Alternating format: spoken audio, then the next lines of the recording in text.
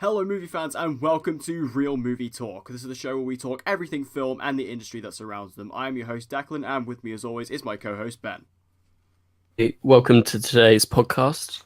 And in today's episode, we're going to be going through all of the most recent news, as well as reviewing the Nutcracker and the Four Realms, Widows, and also Overlord. Before we get to those reviews, let's jump into the news. So, Avatar, that film that came out back in 2009, that is seemingly the highest grossing film of all time, turns out that they've currently filmed Avatar 2 and 3. They have completed the filming of those two movies. They did it back to back, and Sigourney Weaver has confirmed this. This kind of came out of nowhere to me. I kind of completely forgot that these movies were being shot, because I didn't even know they were being shot. I knew they were going to do it back to back, but it was kind of one of them things that kept getting pushed back and kept getting delayed. So when they actually came out, Sigourney Weaver the other day, and said, oh yeah, it's actually done, I couldn't actually believe what I was reading. Yeah, when I read it, it was like Avatar 2 and 3 is done. We're working on 3 and 4 very soon. I was like, huh? Yeah, What? yeah, it's just like... Because we literally heard nothing for Yeah. this, honestly. Yeah, that's what's surprising. Like you say, we literally heard nothing, and then they come out and say, oh yeah, 2 and 3's done. And it's like, oh, okay. And then it's like, oh, working on 4 and 5 soon. Okay. But with along that, they also released the titles for all the movies, so I'll just go through each one of them. Avatar 2 is Avatar The Way of Water. Then you've got Avatar 3, The Seed Bearer. Avatar 4, The Tolkien Rider. And Avatar 5, The Quest for Iwa. I think that's how you say it. Again, this all just kind of came out of nowhere. Like, they just info dumped all of this stuff on us about the future of the Avatar franchise, which, quite frankly, nobody really cares about. I mean, what's your opinion on Avatar? I saw Avatar when it first came out in the cinema. It came out at a time where obviously I didn't go to films much because I was literally 9 years old Yeah. when it came out. I remember going to see it. I saw it in 3D. It kind of screwed with my head, and I really enjoyed it. And I found it very kind of creepy as well because I was only 9. Yeah, it's... So it has a place in my heart. So I'm looking forward to the next films, but I don't see why it's necessary to do so many sequels, or at least Yeah. back. I think it's going a bit too far. I feel like they're going to make half as much money if they Definitely. continue 100%. Like, to do so many sequels. yeah, like, obviously their argument is going to be, well, Avatar's the highest grossing film of all time, which, yes, that's true. But Avatar was like such an event when it came out, because it was like James Cameron's first movie since Titanic, which Titanic, I believe, is the second highest grossing film of all time, I believe, worldwide. So it was like, it was his first film since then. And then with that, it was just like this massive, it was like a technological advancement in film. Nobody had seen this kind of level of CGI and, level of, uh, fantasy world building. People had never kind of seen this before. The CGI on the Na'vi, it was very revolutionary, and people wanted to see that. And again, like the evolution of the 3D as well. Nobody had seen a 3D movie quite like Avatar before, and I think it was more of the the buzz surrounding it, not necessarily the movie itself. Because I like Avatar. I think it's fine. I think it's perfectly enjoyable. I think it's a bit long in terms of like there are a lot of scenes that aren't necessarily needed. But I do like the characters. I like the story. I definitely like the world. The world's very interesting, and it's a cool concept. But I don't know. It feels like it's obviously taken them so long to get around to these sequels. I just don't know if people care about them anymore. And I mean, I guarantee you, like it'll be like 2030 by the time we get to Avatar 5, maybe even later than that. So it's just like, how much hunger does the general audience really have for this kind of film? I don't know. Also in regards to Avatar, I saw some people online, like I don't know, some just fans and obviously some film critics and whatever, say that they don't really like the titles. I actually like these titles quite a lot. It reminds me, yes, I know it's in the same name, but it I know, reminds yeah, me of like Avatar: The Last Airbender and how they deal with like the elements. So in one it's like water, one it's like sort of earth or seeds is yeah, in the title, and then the other one's like sort of a journey. I forgot what the title is, and then it just seems to be like they're playing with different elements of these worlds. I think it makes sense, and I kind of like the titles, if I'm honest. I do like some of them. I mean, some of them sound a bit generic, but like thing is with these, like a lot of these titles, they just have words in them that we don't even know what they mean. So it's kind of just like, I assume obviously these kind of things will be set up in these sequels as we get them. So like for example, like the Tolkien Rider, we don't know what a Tolkien is, or maybe a Tolkien was in the first movie and I just don't know. The Quest for Ewa, what's Ewa? We don't know what that is. So a lot of these kind of, I do like the Way of Water though. I again like that elemental element. I do like that because I'm also a big fan of Avatar: The Last Airbender as well. So I like that. Yeah, I do like the titles for the most part. They do sound quite cool. It's just I think we need a bit more context with them, which I'm sure we'll get with Avatar 2, 3, blah, blah, blah. So Steve McQueen, who is very relevant in this week's episode, we're going to be discussing his new film, Widows, later on. Apparently his next project, he's eyeing to do a musical. Now, Steve McQueen is very typically known for doing a lot more serious and grounded dramatic movies. Obviously, we look at 12 Years a Slave or Widows or anything else he's done. This is something a bit different for him, but I'm all for directors just, expanding out, doing something a bit different, especially with someone as talented as Steve McQueen. So I would definitely love to see this. Yeah, for sure. Actually, I haven't got around to seeing Widows yet, but I love 12 Years a Slave. I think Steve is an amazing director. He's one of the best. And obviously, I love musicals. Musicals, one of my favorite genre of all time. And in a great filmmaker like him tackles something new is always very, very intriguing to me. Like with what Steven Spielberg's doing, he's trying to remake West Side Story, which obviously really excites me. I love both things. I love West Side Story, love Steven Spielberg. Same thing in this case. I love Steve McQueen and I love musicals. So what's there not to love? And so I know that like some of I know some people that know Steve because he went to art college with them. He's actually an artist turned filmmaker. So he has that eye in like all different pockets. So that really intrigues me. I really hope he does something original, because as excited as I am for Steven Spielberg's West Side Story, I really want to see him do something original like Damien Chazelle did with La La Land. Like, I really want to see like an original project from him, just because I feel like he has that creative vision to create that, so I definitely want to see that. Also, speaking of West Side Story, I forgot to put this in the news, but Isa Gonzalez, who you may know from Baby Driver, she has actually joined the cast of that movie. So there's that. So next piece of news, we have some information on that PG-13 Deadpool movie that's been rumored for a while. So this is like the PG-13 re-release of Deadpool 2, which is coming this Christmas time. It's been officially titled to be called Once Upon a Deadpool, and it's going to be releasing on December the 13th. I'm not quite sure what the UK sort of release dates are. I don't know if that's sort of been confirmed or announced. They released a poster, and they also announced something very cool, which is, in the US at least, $1 of every ticket sold is going to go to the Fuck Cancer charity. So obviously this is a great thing. I think, so many more movies should be doing this. Like, this is such a great thing to kind of go for and kind of achieve, especially with something like Deadpool, which is obviously going to make a lot of money. This PG-13 version is going to open up the audience even more. So, a lot more people can go see it. And also, I just think as well, it's a really awesome opportunity. Yeah, I think it's a great opportunity. It actually really made me more excited to see the film when they said the charity aspect, because at first I was like, oh, they're just doing this for money. Yeah, Fuck them. But now I'm like, okay, I was going to go, but I think this makes more appeal to me, but in them not doing a obviously they're reusing footage, but they're shooting new footage, and apparently they won't finish shooting footage until like the end of November, according to some sources. But that excites me because obviously it's not just a pure cash grab. It is a cash grab, really, but they are shooting new scenes. So technically, you could say, with this charity aspect, reason. Yeah, it does add some justification to it, because like I say, it does kind of feel like a cash grab, but then with this aspect to it added on, it does kind of add a bit more justification. And the fact they are doing new scenes does excite me, because like I know like Ryan Reynolds obviously said he has shot new stuff and he is shooting new stuff, so that's good again, and that adds more incentive for me as someone who's watched Deadpool 2 a couple times to go back to the cinema and pay money to see it again.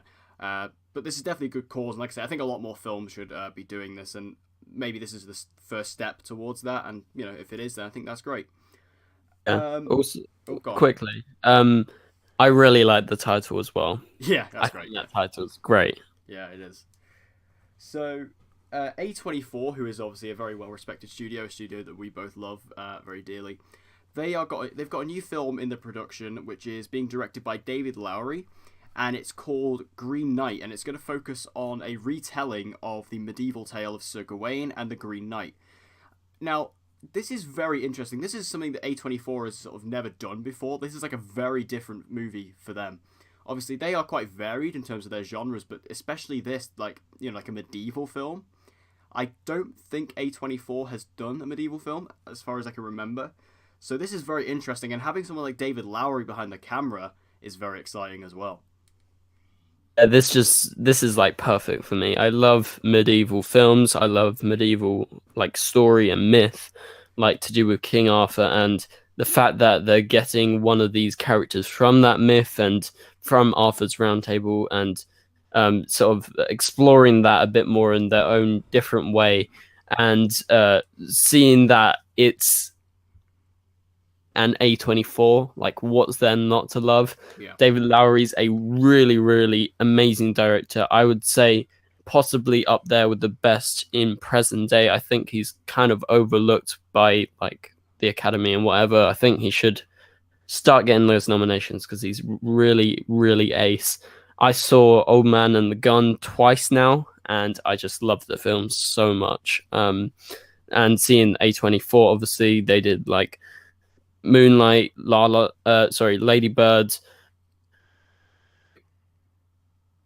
in films. They have got such a good track record, and seeing Lowry obviously team up again with A24, he worked on with them on a Ghost Story with Casey Affleck and Rooney Mara, and now seeing this team up that I love both sides. I think this is just perfect. I'm just gonna say on the side, really controversially, I didn't like A Ghost Story. I just found that movie to be like just way too artistic for its own good. Like, I'm sorry, I didn't need to see a scene of Rooney Mara eating a pie for 5 minutes. I'm sorry. Anyway, speaking of A24, like when I see their logo on a film, it's kind of like a seal of approval. It's like there are two studios for me that have that. It's A24 and Annapurna Productions. Those two studios, if I see their logo in front of a trailer or on a poster, I'm like, that's gonna be a good movie. I just love like A24. Like everything they do is just spectacular in one way or another, and they have produced some incredible films. And like I say, taking this medieval angle is something a bit different, a bit fresh for them, and I'm excited about that. And David Lowery, I mean, I've heard nothing but good things from Old Man and the Gun. I'm so excited to see that movie myself. So this just sounds like a great combination. Is really nice. In regards to like the studios, when I see them, I'm like A24. Like mainly, those are like the two ones that pop up for me. I'm like, bam! I need to see every one of these films. Yeah. So moving over to the world of animation, we have a Shrek reboot potentially on the horizon. So, sort of to add some context to this, Universal recently acquired the rights to DreamWorks, and with that, that means that DreamWorks is now kind of under the Illumination banner in a way, the Illumination Studios banner. So with that, they are talking about potentially doing a Shrek reboot, which is okay, but then the guy who's talking all about all this, he was the head of Illumination Studios. I can't remember the guy's name, but he was talking about it. He was like, "Oh yeah, we might do it, and then we will try and get the original cast back, but we might not." You know, there's nothing like solid here. There's nothing concrete going on. They're just kind of talking about it, so it's clearly in their thoughts. It's something they're talking about. However, I take umbrage with this because if they're getting the original cast back, which, you know, is a possibility, then why do a reboot? Yeah, I don't know. I'm not that excited, although I do like Shrek.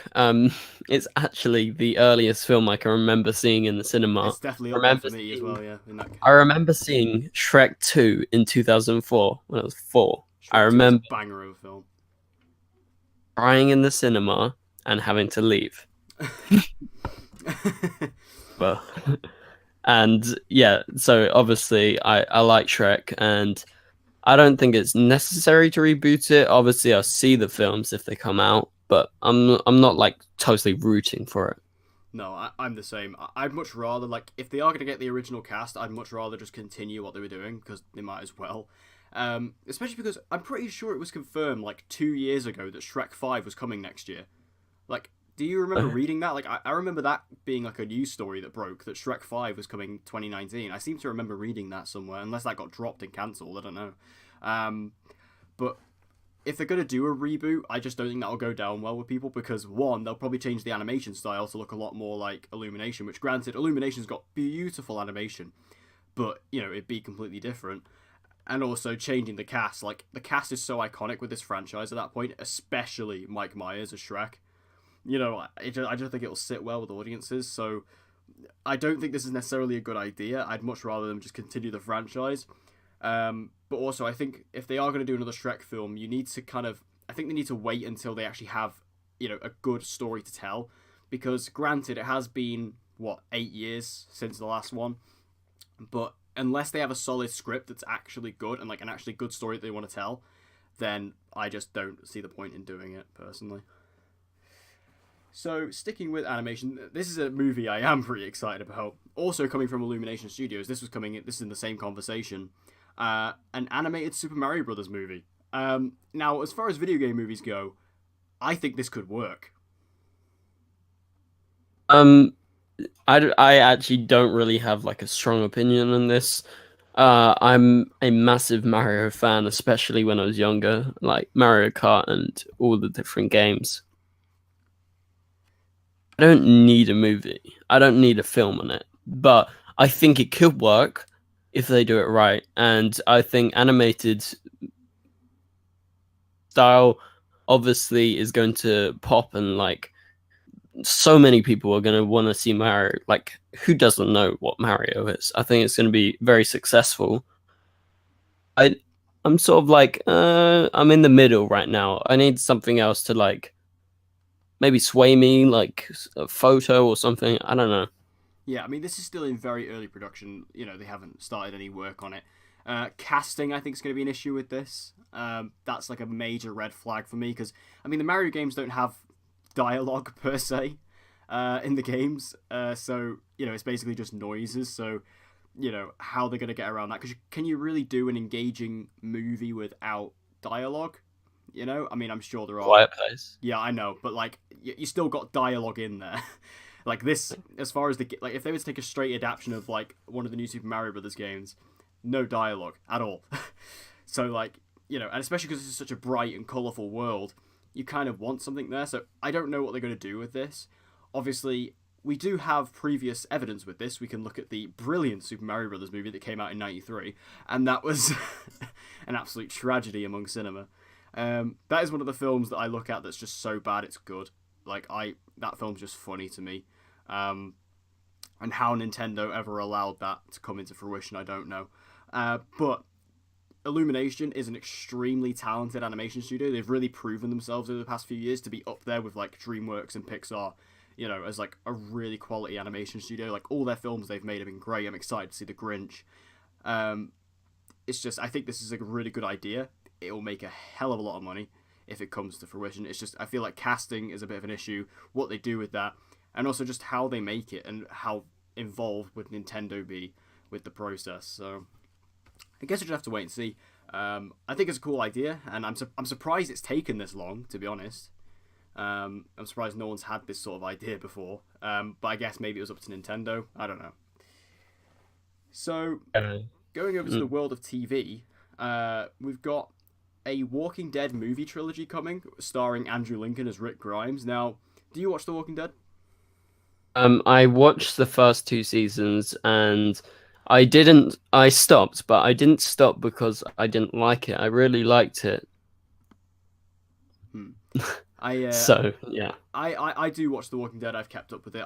I did actually stop watching it in season 8 because I was just so done with it. I was so bored with it. But I came back for season 9 because of the news that Andrew Lincoln was leaving the show. And I wanted to see how, you know, they wrote him off. And but I have to say, season 9 has been spectacular so far under a new showrunner. It's really good. So I'm actually excited about The Walking Dead again. I've never been excited about The Walking Dead to this extent. Like, I'm really excited about it. Now, at the end of the last episode of The Walking Dead, obviously spoilers for it, Rick Grimes didn't die. He actually got saved and went off somewhere, but he is off the show. He's gone now. But instead, he managed to sign a deal with AMC to do a Rick Grimes movie trilogy, which is going to air on AMC. And I don't know how I feel about this. I mean, I've been vocal if you've seen my video on it, where I spoke about the where Rick left the episode. I still wish they would have just killed him, because there's no real point in keeping him alive. And I'm surprised that Andrew Lincoln signed this deal, given the fact the reason he left the show was to spend more time with his family. Now, in terms of filming this, they could obviously film this closer to home for him, which would be fair enough. I just feel like maybe he was done with the character of Rick Grimes, and I didn't think maybe he'd want to come back to it and back to the Walking Dead world. But I guess not. I mean, I don't, how do you feel about this? I don't know how to feel. Kind of shocked when I saw it, because all the reports, obviously I haven't caught up with The Walking Dead, but all the reports were suggesting before this news came out that he was kind of just fed up, like you said. And seeing this, I was like, whoa. I was like, huh? Yeah. Just a bit confused, and I'm still a little bit confused. But obviously, I would like to see it in the cinema, personally. I would definitely see it in the cinema. I think that would be really cool.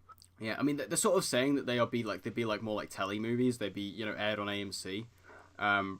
I feel like The Walking Dead is, it's such a popular show. I think you could release it theatrically and it wouldn't be an issue. Like, I feel like they could get, I feel like it's one of the only shows you could do that with, like that and Game of Thrones, maybe a couple others. You could actually get away with doing that. So I feel like if they wanted to release it theatrically, they could. Will I see these movies? Obviously. I mean, deep down, I am a fan of The Walking Dead. Even though I did drop off the show and I haven't really liked it for the past few years. Like I say, season 9 has really got me back into it. And the time jump they've done now and what they're going to do for the rest of the season looks incredible. It's just, I don't really like the idea of Rick Grimes sticking around, because the problem is, they can't just, because obviously they've left it open now for him to return to the show at any point. But unless he's going to come back full time, what's the point? Like, you can't just have Rick Grimes show up for a cameo. That's not how it works. Like, he's the main character of the show who is connected to every other single character. You can't just have him show up and then leave again. That's not how it works. So, I feel like Andrew Lincoln may come back for, like, the final season, or, like, the final few episodes or something, which would be fine. But it just depends on when The Walking Dead wants to end. They said they've still got, like, another 10, 20 years of ideas. Please, God, no. But, yeah. I don't think I need these movies, but it's definitely an interesting idea, so I'll see what they do with it. We've also got a Breaking Bad movie in the works from AMC. So this came out like the same day, which was like not a coincidence at all. And this is going to be starring Aaron Paul as Jesse Pinkman. So this is just one movie. This isn't like a trilogy that they're setting up here. This is just one movie. Now, there's been rumors for a Breaking Bad movie for quite a while. I haven't really got an opinion on the matter because I haven't actually seen Breaking Bad. It was just kind of a show that was kind of before I really started getting into TV. So I haven't really seen it. I've seen the pilot and that's it. So I don't really know how to feel about this either. Yeah, same. I've literally not watched anything, but loads of my friends and my dad and lots of people around me love the show. So I think it's very, very good that they're bringing Better Call Saul, which is like a spin-off of it. But I think really, really like amazing to see if they did do it in the cinema. Are they doing it on AMC or in the cinema? I think it's AMC, yeah. That would suck, because I feel like resurgence, like if you bring back something as popular as Breaking Bad, like everyone would be starting to talk about it again if it was in the cinema. Yeah, definitely. I mean, I'm definitely interested in this just purely in the basis of Aaron Paul. I like Aaron Paul a lot as an actor. I like a lot of the stuff he's done, even though I haven't seen Breaking Bad. I do enjoy a lot of his other work, so, just from star power, I guess you could say, I would go see this, but I definitely probably want to catch up on Breaking Bad, because this would act as like a sequel, so I definitely want to catch up on that. But yeah, I think this is a lot better than the Walking Dead idea. I think this is a lot more intriguing, it's a lot more viable than the Walking Dead one is, so yeah, I think that's a lot better. Now, I know you're very excited about this movie, Mowgli. So, it's now got an official release date of December the 7th on Netflix, and it's also going to get released theatrically in like 4 different theatres worldwide. I'm gonna let you take the lead with this one out because I know you're pretty excited about this.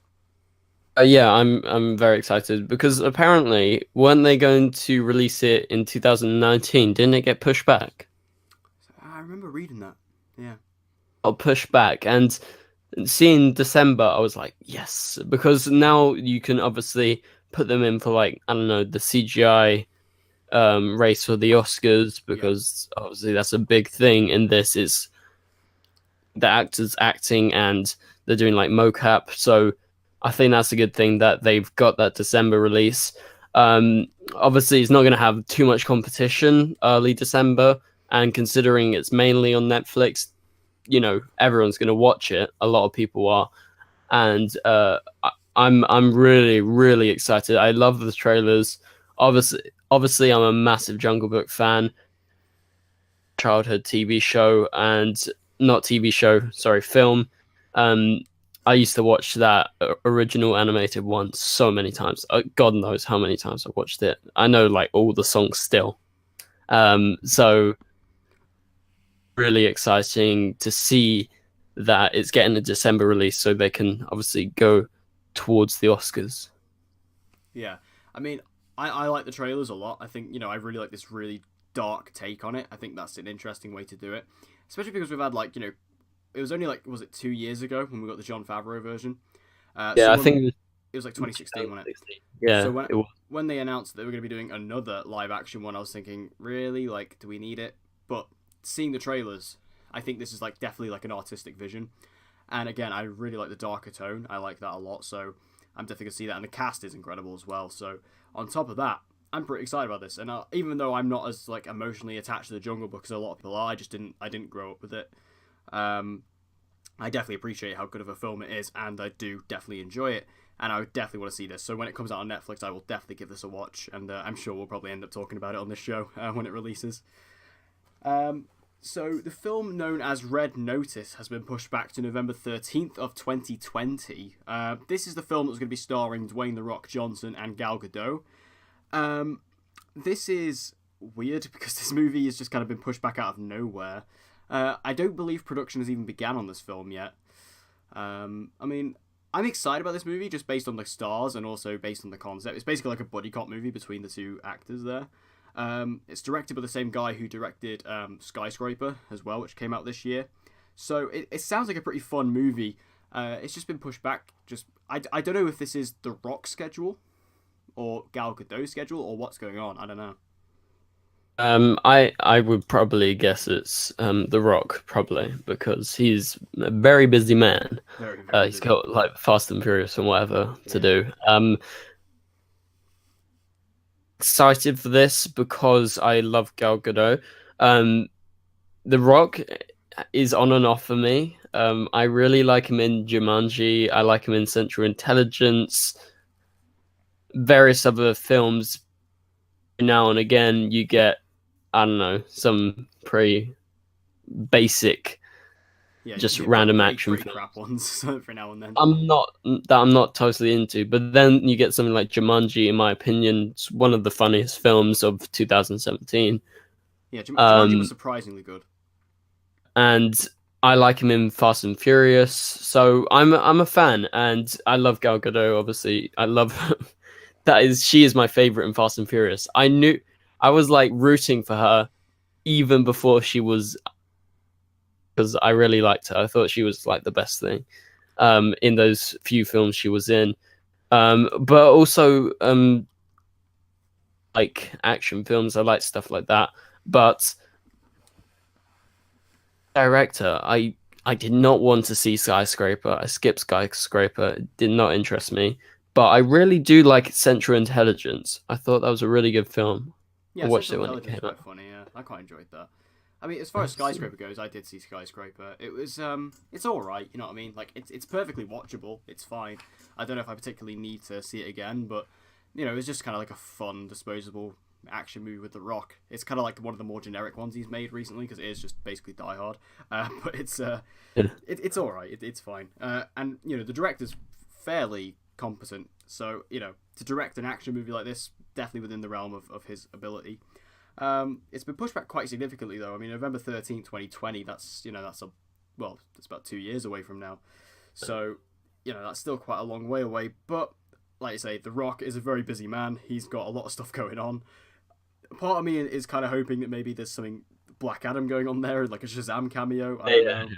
Part of me inside of it, because that's apparently still happening. He's still Black Adam apparently, and he still seems pretty passionate about all that. But yeah, obviously The Rock, his schedule just keeps getting busy, especially because Jungle Cruise has been pushed back as well. So maybe that's reshoots. I don't think they've officially said that it's reshoots, but I imagine that'll be involved there. So yeah, I think that's mostly down to The Rock.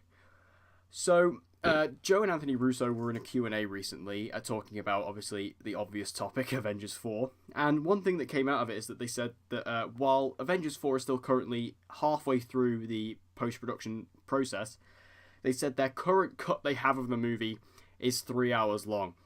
Now, I am fully willing to take this movie as 3 hours long. But also along with that, they said they're only halfway done. Yeah.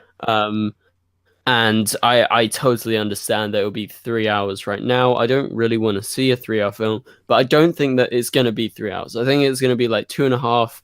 Obviously, with editing, it does cut down a lot. And when making a film, if you've made a film before, you want to shoot more.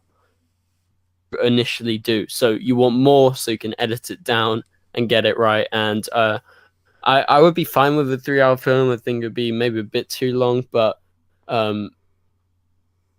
think they're gonna cut it down at least half an hour. Yeah, I mean, I wouldn't be surprised if this comes out as 2.5 hours, only for the reason that obviously theaters like to have shorter lengths so that they can play it, they can get more showings in a day, purely money wise. Because I remember, like, for example, I mean, we talk about this film a fair bit, but like Blade Runner 2049, that film didn't get that many screenings a day because obviously it was pretty close to 3 hours. It was like 2 hours 40 something, and it was pretty close to 3 hours. And obviously that movie didn't do that well at the box office either, which was a real shame because it was bloody incredible. So I feel like, yeah, they will try and cut it down. I mean, regardless of that, screen idea, obviously this is Avengers 4. It's going to make a shit ton of money regardless. But yeah, I'd be perfectly willing to take a 3 hour movie just because, I mean, I'd bloody take this movie at 5 hours. I don't even care. I'd take it. There's just so much they have to kind of not only conclude with this movie, but set up as well. Because obviously this is going to be concluding Phase 3 and concluding the MCU as we know it, and then it's going to be launching Phase 4 and like the next, era of the MCU. So this movie has a lot it has to deal with. So I feel like a longer, I'm not saying aim for 3 hours, aim for 2.5. Just make it as long as it needs to be. That's I agree. Because I don't like that whole idea of, we're going to make it this, we're going to make it that. It's the same with ratings. Like, I don't like it when directors and studios say, this movie's going to be R-rated. Like, just make it the rating it needs to be, or make it the, length it needs to be. Just make the movie the way it needs to be. That's my little pronouncement. So Taron Egerton, he's done some talking recently, and I think all the media outlets got this wrong, because people are reporting that apparently Eggsy or Taron Egerton is not going to be reprising his role as Eggsy in Kingsman 3. Now, what he actually said was he is not going to be appearing in the next Kingsman movie. That's what he said.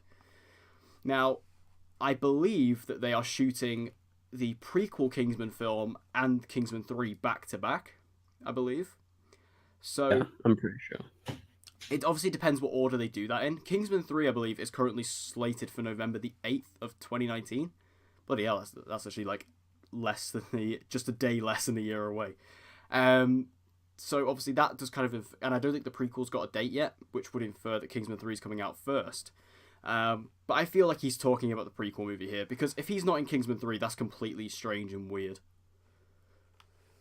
Yeah, I think with them shooting back to back, I don't think it was actually talking about Kingsman 3. I think it was talking about the prequel, because maybe they shoot the prequel first and then they do the other one. So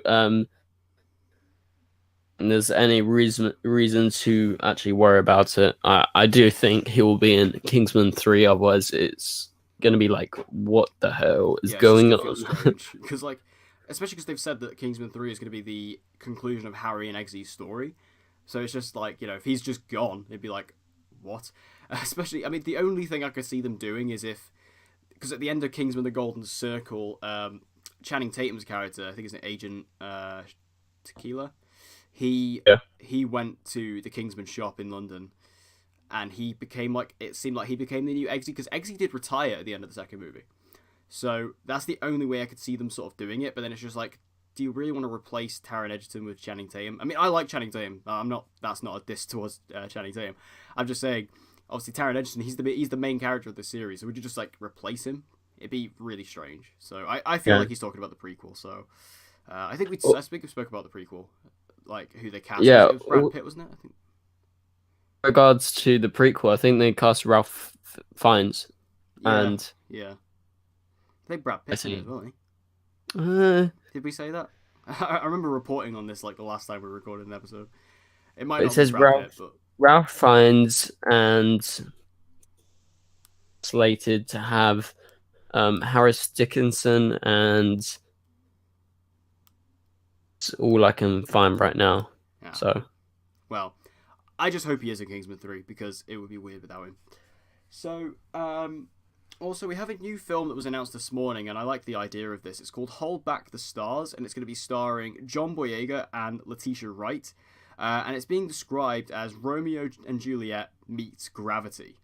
I mean, that's a concept and a half.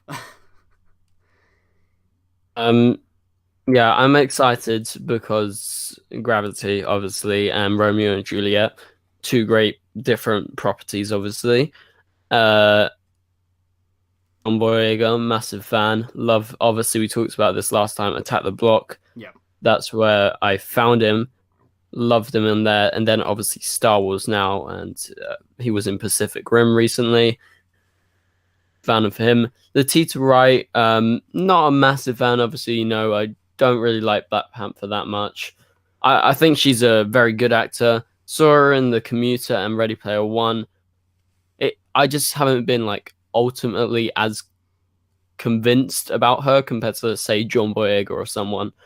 But that excites me, seeing them team up, because and the concept is probably what intrigues me the most, along with John obviously being in this. Yeah, I mean, it's a really good pairing, really interesting pairing, and also one that makes sense. I feel like, obviously, John Boyega, he's great, super likable, and same goes for Letitia Wright. I really liked her in Black Panther. I really like her as Shuri. I think she's quite funny. She was one of my favorite parts about that film. So I think this is a great team up, and yeah, the idea of them maybe perhaps doing like a romance film, maybe set in space. That's sort of what I'm inferring from this. Now, they've done that concept before, hasn't always worked. There are quite a lot of films that have failed with that attempt. But with these stars, and depending on who they attach to this, I don't know who the studio is behind this. I don't know what the behind the scenes stuff is with this. But it's definitely a cool idea. Like I said, with those two cast members, those leads, I think you've obviously got a very charismatic start there. So that's got to be a pretty decent concept, at least. How they execute it is a different question. The upcoming Godzilla vs. King Kong movie has cast. They've cast Jessica Henwick. I had to check the name. I feel very bad there for forgetting her name, given how much I support her all the time. But I'm very pleased with this casting. Jessica Henwick, she is from Game of Thrones, but you probably more likely know her as playing Colleen Wing in Marvel's Iron Fist. She is a tremendous actress. She's brilliant in Iron Fist and also every other Marvel Netflix show, respectively. I love her. I can't wait to see her in this. I'm glad she's getting the cinematic leap because, like I say, I think she's so good. I'm such a big fan of her. So much so that she basically becomes the main character in Iron Fist Season 2, which I think we all wanted to see. And she's just, you know, I know I'm gushing about her, but I just love Jessica Henwick. I think she's incredible, and I can't wait to see her in this. This excites me a lot. I really do like her in Iron Fist and whatever, but also Game of Thrones in the minimal amount that she's in. So this really excites me. I like seeing these actors sort of get the bigger role, even though she's not going to be like a main character. She's going to be obviously pretty prominent, which excites me because I'm excited for this new Godzilla film versus Kong. Do you know a release date for this one? I forgot. I believe it's 2021, although I could be wrong there. Yeah, Might be I'm 2020. looking forward to this because if they do link it to the recent Kong film, I really like that film. I thought it was really good, Kong Skull Island. And then I'm looking forward to that new Godzilla film Mm. with Stranger Things, Millie Bobby Brown. Bobby Brown. I'm looking forward to that. So I've got to say, the Universal. No, who is it who's doing it? It's who does this MonsterVerse? Whoever does it. They Universal, right? no, I think Universal did the Dark Universe, didn't they? I'm trying to I'm trying to look at my Kong Skull Island Blu-ray. I'm trying to see it. Hang on. Oh, it's Legendary Pictures. Okay, Yeah, I just saw that. there we go. Legend. I had to like look across No, my and room. Warner Brothers. It's actually Warner Brothers. Warner Brothers. Legendary and Warner Brothers. Yeah, I have to say, as far as cinematic universes go, theirs is pretty good. Like theirs is like it just slips under the radar. Everyone kind of forgets about it, but this is actually a cinematic universe that they've been building here. You know, Godzilla, Kong Skull Island, they're in the same universe. And Kong Skull Island had a post-credit scene which set up these other monsters. Obviously, we're getting Godzilla King of the Monsters next year, which looks great. And we're getting the introduction of all the other monsters in that movie. So, you know, they are setting this stuff up, and obviously it is building to the Godzilla versus King Kong movie. I think this is like a really underrated cinematic universe, especially because Godzilla is pretty decent, Kong Skull Island's pretty good, and like I say, Godzilla King of the Monsters looks great. Like Godzilla's. this is Yeah. so underrated. Like it's really quite good. It's really Yeah, quite something. they've got two solid films already, don't they? The Yeah, Godzilla from Gareth Edwards, not Evans, and Kong Skull Island, obviously with Samuel L. Jackson. I think they're two really solid films. Like, yeah, come on, it looks like you said, I feel like they're slipping under the radar and just like yeah. getting there, but they're making it good, you know? Yeah, because everyone focuses on Marvel and DC. No one focuses on like the other ones because like Dark Universe just had one movie and failed. You know, there's been many that have been like that, but this one's just very quietly and discreetly going along. And I think they're playing it well. I think they're playing it good, and I'm quite surprised with that. And it's going well, so I'm all for it. Now, final piece of news. This isn't like technically strictly all like film talk, but there is definitely going to be films in this. Disney came out today and officially announced its streaming service. Like it officially came out, gave it its name, its press release. So it's going to be called Disney Plus, which I like that name a lot. It works a lot better than the rumored name of Disney Play. I didn't like that at all. Disney Plus is a lot better. Now Bob Iger, who is of course like the CEO and big man over at Disney, he was saying that this is going to sort of aim for a late 2019 release, so about a year away from now. It's going to be cheaper than Netflix, which is quite admirable, I think, given the fact that Netflix is like what £7 a month, something like that, maybe a bit more than that. So that's quite reasonable. And they also went ahead and confirmed a few of the projects that we're going to be seeing on here. They confirmed the Loki series from Marvel, which was rumored a while ago. So that's officially happening. That's officially confirmed. And alongside the Mandalorian series that we're getting from Jon Favreau, we're also going to be receiving a Cassian Andor / Rogue One prequel series with Diego Luna. When I first read about that Star Wars series, I thought that is completely unnecessary. I don't care. But the more I thought about it, and the more I've thought about it today, it's been on my brain all day. I really liked Cassian Andor as a character. Like, he was really cool. And I wouldn't mind an entire series surrounding him. In regards to the name Disney Plus, is it? Yeah, Disney Plus, yeah. I don't really like it. Oh. I really don't like how Disney do Disney XD and whatever. I think it's just really cheap. I think they could have made a better name, like DC Universe is a really nice name. I just think the plus things like, oh come on, it's just like think of something better, in my opinion. But this service, but not as much as like other people because I don't feel like I need those series from like Marvel, and I'm actually not that excited for the Star Wars series. I just feel like I would prefer those to stay on film, like for my sake. I would like to see those films rather than TV shows, in my opinion, because I feel like branching off in two different ways is sort of cheap, maybe in my opinion. I feel like they should stay in film, but that's just my thinking. Yeah, I do agree with that. I feel like, Star Wars, we haven't really seen TV shows, at least in live action, from Star Wars yet, so we kind of have to sort of wait and see how they do it. Like I say, I wasn't the most enthused about the Cassian Andor thing when I first read it. Obviously, it depends what they do for the story, like how they handle it. Because to be fair, like, obviously, this is going to be like a prequel to Rogue One. Rogue One was a decent Star Wars film. It wasn't like, some people like don't really like it. Some people think it's one of the best Star Wars movies. Like, it's a very divisive one. Well, what Star Wars movie isn't divisive these days? But I think that Rogue One was a decent film, and I definitely think the universe that kind of was set in, a really dark, gritty war film, I enjoyed that. So if they're going to play on those elements, I think that'd be cool.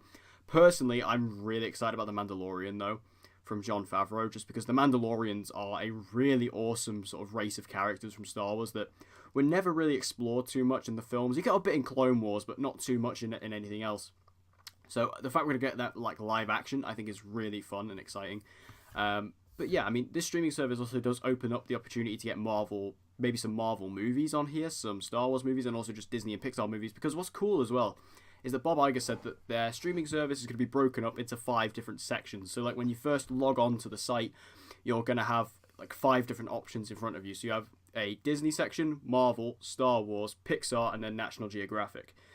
I think that's a cool setup. I like the way they're doing that. It separates it from other streaming services. And each, obviously, area is going to have corresponding shows and movies for those particular brands. And I think that's a cool idea. And like you say, I think like there's some really cool opportunities to do some interesting movies on here.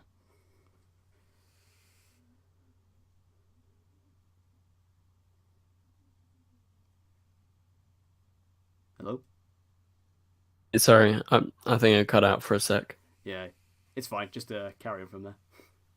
Yeah, so I think that they're offering like a lot. I think they're offering only enough to like score like a lot of people to get them to actually buy this service. I think they're obviously thinking good, in my opinion. Yeah, and if they are going to do it cheaper than Netflix, I think that's, like I say, fairly admirable given the amount of content they're doing, especially because this content looks to be very high quality. But yeah, this streaming service obviously it is just another one. It is getting quite ridiculous with the amount of streaming services we're getting. Obviously, there is the DC one, which obviously we can't have that here in the UK. It's a US thing only. I'd love to have the DC streaming service, the DC Universe streaming service, but we can't. So, are you watching Titans? Yeah, I'm just a few episodes behind right now. I haven't watched it yet. I'm probably just gonna wait for Netflix to get it because obviously we are getting it on Netflix. That's how we get it. So when does Titans finish? Um, Sometime in December. Oh, so we should be getting it fairly soon then. That's good. Because I do really want to see it and I've heard great things. So yeah, I'm definitely excited for the streaming service. See what potential it brings. I'm not completely sold on it yet. Like if it was available now, I probably wouldn't subscribe. I need like a little bit more to kind of convince me, but it's definitely the foundations are there and they're strong. So we're going to move over to our reviews. I'm going to hand it over to you while you start off with The Nutcracker and the Four Realms from Disney. I haven't seen this, so go wild. Yeah, so the Nutcracker and the Four Realms follows Foy, who plays Clara, and Clara goes on an adventure into her mother's creation in the 4 different realms. And although the reception to the film is very divisive, a lot of people don't like it because they feel like it's too safe in the Disney scheme of things. But then there are a lot of people like me who really enjoy it for what it is, and a 4 stars out of 5. This is one of my funny thing. It's one of my favorite films of the year. I enjoyed it so much. I see it again. The magical touch of the world that is created in this enchanting fairy tale is just something of dreams and childhood, and that they bring to life this fantastical world with Clara and the excellent performance from Mackenzie Foy, Knightley, and Morgan Freeman, among many characters, among many actors, is just perfect. And obviously, the film title is The Nutcracker and the Four Realms, and as you know, the Nutcracker is based upon the song from the original ballet, which was actually made in Russia, and is very, very well known. And as soon as you hear it, it's just iconic. And the way that they intertwine the idea of the Nutcracker and the influence of the film really, really works. And the non-forced nature of how they intertwine that song really, really just touches you. And basically, coming out of the cinema watching this film, I was just like full of joy. I love fairy tales. A lot of people, I guess, when they get older, sort of grow away from fairy tales, but I think there is a touch about what Disney does with like the recent Beauty and the Beast, various other things that is just magical. And I think the experience of seeing something so fantastical we can't really relate to is just, you know, another experience that I really, really treasure. And there's a few scenes in this film that is just magnificent. Literally, there is one, without giving away too many spoilers, there is a ballet scene, and it's like a theatrical production, and it is just amazing to look at, and you just get lost in this world. And the visuals and the sound, overall concept, the costume design, the way everything looks and sounds is just magnificent. And although you could say there is flaws in the sort of maybe the screenplay and the way the story plays out is very traditional, I don't think that's a flaw. I think the essence of what it's going for, I think they're very, very in the know of how they're making this film, how Disney is. I think this film, which harks back to The Wizard of Oz and Alice in Wonderland, and obviously like Beauty and the Beast and various other Disney and fairy tale properties, I think it really, really works. This film was interesting for me because I kind of enjoyed the trailers, but then I wasn't like too bothered about seeing it. Like it wasn't like at the top of my list of like necessity.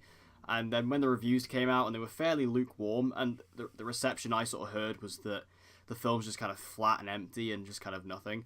And I hate those kind of films. I hate films that just have nothing beneath the surface and just like, just filled with nothingness. And I'm not, that's not my opinion on the movie. I haven't seen the movie, but that's what I heard, and that's why I was like, okay, I'm just gonna give this one a miss. Yeah, I can see. Well, I personally I can't see how it's flat, but um, I can see how like people mainly who are reviewing who are older and stuff may feel like a disconnect, and do embrace this world that they've created. It's just magical, and I highly recommend it. It's going to be. I will watch this a lot of times. Like it's a film that is in a way that, yes, it's rather simplistic, but it's amazing to look at. And I just think every time you watch this, it's something different. And like I said, I'm a massive fan of fairy tales. Like more recently, like a different version of fairy tale, which is one of my favorite films of all time, is Pan's Labyrinth. And yes, it's different from the Disney sort of end of things, but it branches out from the concept of a fairy tale. And I just, yeah, I'm just sort of influenced by the sort of visual glory of the film. Yeah, I mean, I probably might check it out when it comes out, like on physical, and I'll check it out there. It didn't really have the attention for me just to really go out and see it. But one film that you haven't seen but I saw was, as previously mentioned, Steve McQueen's new thriller Widows. This film is obviously directed by Steve McQueen. This is the first feature film he's done since 12 Years a Slave. He's done a couple of shorts here and there, but this is his next feature film, and it has a brilliant cast with Viola Davis. It also has Elizabeth Debicki, Michelle Rodriguez, Cynthia Erivo, Colin Farrell, Robert Duvall. Just a really awesome cast overall. And the film is about Viola Davis's character, who was the husband, or the wife, sorry, of her husband Harry, who was a criminal who was killed out on a job. The entire crew was killed, and he basically leaves her with the plans for his next job. This comes in handy because associates of Harry's are now coming after her, and she needs to pay them off. So in order to get the money, she's going to do this job, and she needs to form a crew, and she gets the wives, or the now widows, of the other crew members, and yeah, they form together this little bank, this little crew to take down this job. I was pretty excited about this movie. The trailer absolutely blew me away. I thought this is like right up my street. This is my sort of film, and yeah, I really had a good time with it. I think, all the cast, I don't need to say Viola Davis was good in this movie, because you all know Viola Davis is going to be amazing at anything, and she was, absolutely knocked out of the park, as she always does. Viola Davis is like a really true classic act, and she's, wonderful to see in this film.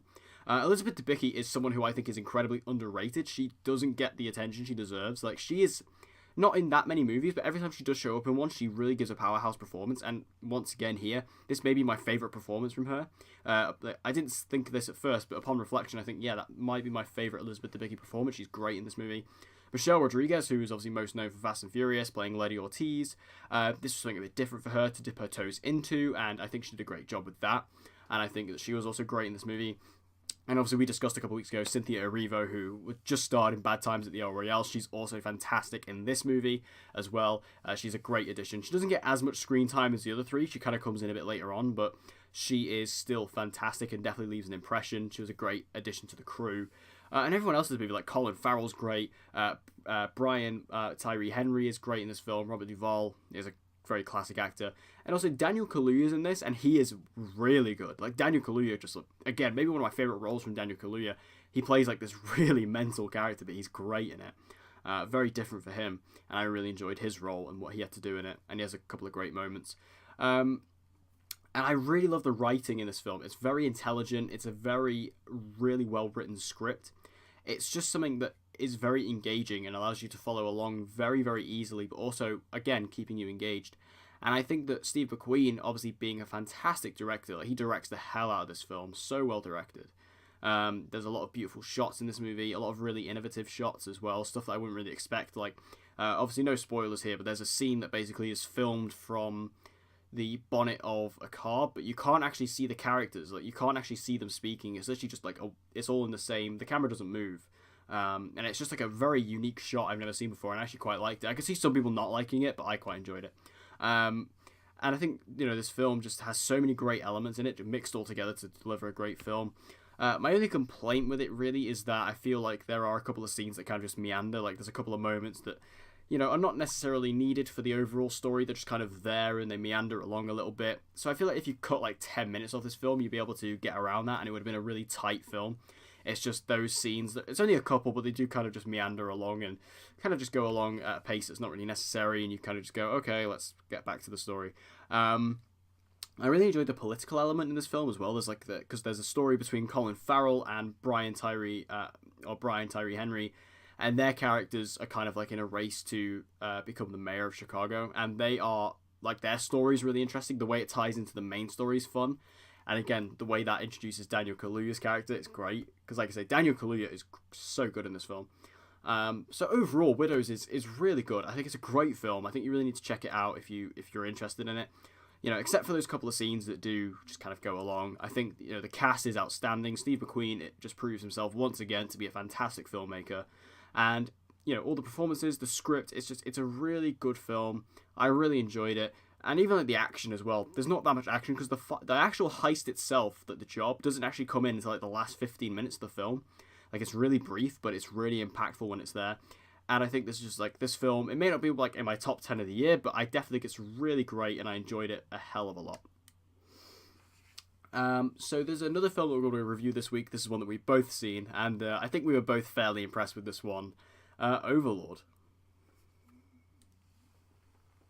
Overlord is obviously, as it's been marketed, it's a zombie film. It's set in World War II, and right. So we start with the eve before D-Day, and we follow a troop of American paratroopers as they drop behind enemy lines in France, and they meet Chloe, who is amazing, played by Mathilda Oliver. I'm not sure how to say her name properly, but she's amazing. Backed by Jovan Adepo, who has been seen in Mother, among many other things recently. He is amazing, and Wyatt Russell as well. And this film is a really good film. It's one of my favorites this year. It's visually amazing with Julius Avery's direction. I think that is probably the main standout. It's really, really nice. And the gore in this film is stylized and done in such a way that I felt like I was actually there. And I loved the opening scene. I think the opening scene is so visceral with the gunshots actually being very red, like sort of laser beams. You know, that's how it looked, and the contrasting color, like throughout the film, of visuals was outstanding, and the overall story really works. I was very involved. Seeing this zombie film that obviously is a zombie film, but it didn't have that much zombie stuff until we get to about the sort of nearish the halfway point. Action scenes that they have with the zombies is really good. I think it's really, really solid, and yeah, I really enjoyed this film. Yeah, I think that opening scene that you talked about on the plane was extremely visceral. Like, it was really hard hitting, especially because the screening that I went to an early screening of this film, and it was just like, my particular screening, it was really loud, that opening scene, and it was really effective because of it.